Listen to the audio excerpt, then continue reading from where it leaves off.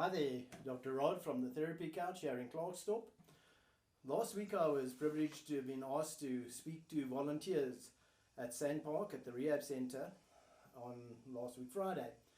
And now Annalena has asked me please if I could try and think back to what I said. Well, that might be a little bit difficult, but let's see how I can remember what I said on that particular day. I was there to speak about the role and the frustrations and whatnot that go with being a volunteer.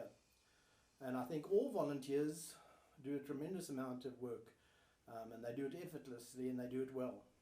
But here's some things to consider and ponder if you are a volunteer or if you are wanting to become a volunteer. The first thing I addressed was a volunteer must have relentless commitment. Relentless commitment. And when we speak about relentless commitment, we're speaking about a commitment to doing something over and over again without any interruptions. It's relentless. It goes on and on and on. Because like I do, I'll work there on a Monday from 2 to 5. And there are some days where you've got other activities, you've got other things that crop up, and you are very tempted sometimes to say, well, can I rather do that, or should I change or swap or miss a week? But you don't do that if you're a volunteer. If you're a volunteer, you are committed to it and you're relentless in what you are doing. And so the thought comes to me of, who do we do this for? Why are we volunteering?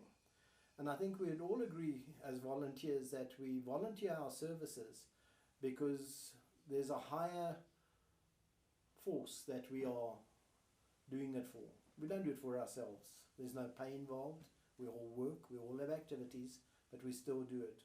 And that reminds me that in the late 1700s, there was an Italian violinist called Paganini. And Paganini was delivering his concert, and he was in one of these big auditoriums. The place was jam-packed with people.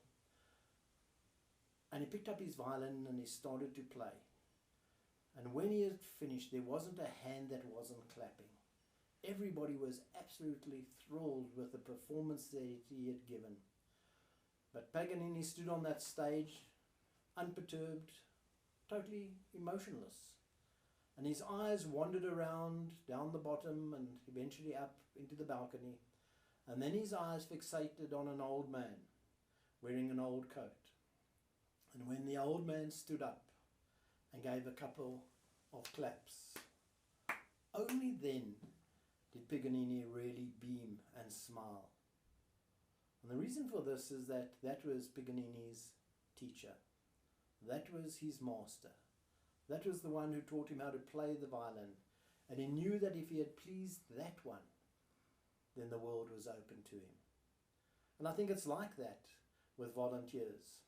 We don't do it for the claps or maybe even the claps that we could get while we are at Sanpark, but we do it because there's something else. There's a greater force that we want to serve, whatever name you want to give to that greater force. The second thing is that not only is there a relentless commitment, but there's a rigorous courage. As an academic, and when you do research and you do your dissertations and thesis, what academics look for, the scientific community, is the rigor of one's work. And so when we speak about rigor, we're speaking about, does the work that you produce stand up to the scrutiny and criticism of others? Can you make it public so that others can look at it with a critical eye? And you must be brave enough to take the criticism that comes your way. And therefore, as volunteers, we need to have that rigorous courage. Not to hold back, but to say the things that we need to say. Because as volunteers, we're always looking at what happens within an organization from a different standpoint. That is the joy of it.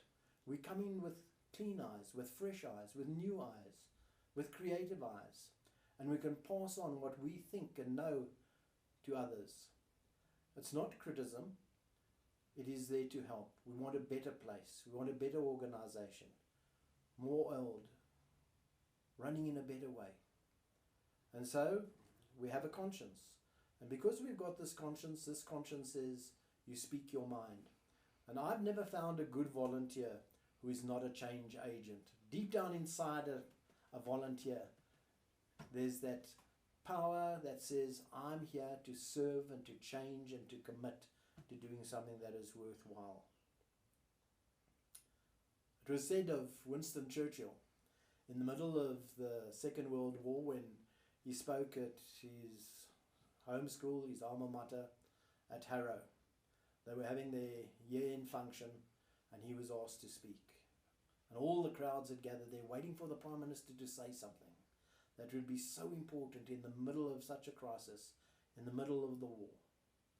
And Winston Churchill stood up, and in 4 minutes he summarized his whole speech and said, never give in, never give in, never, never, never, never in nothing, great or small, large or petty, never give in, except to the convictions of honour and good sense.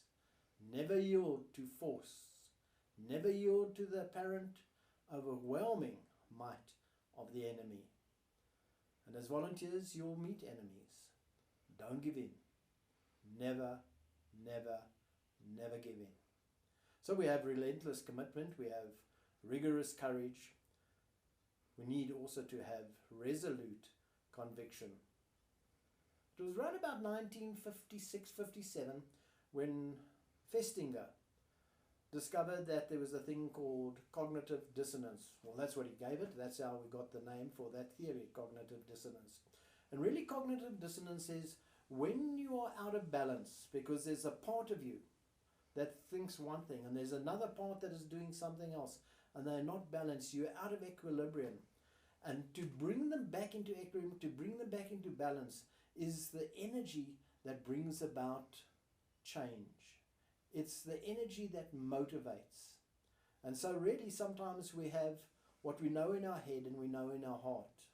And when the two don't match, we have that cognitive dissonance. Well, if you're a volunteer, very often you have that because you know what is right, but you see what is wrong.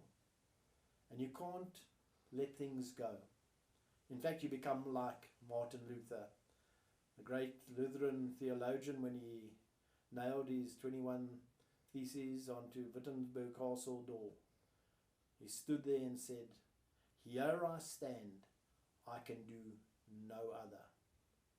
And that is what a volunteer does. It speaks out and says, I'm doing what I'm doing, and I can't do anything other than what I'm doing. There's no other way. There's this right way. There's another Martin Luther. This is time it's Martin Luther King Jr. And we all know from the 60s and the civil rights movement in America what Martin Luther King said. I have a dream. And every volunteer has a dream.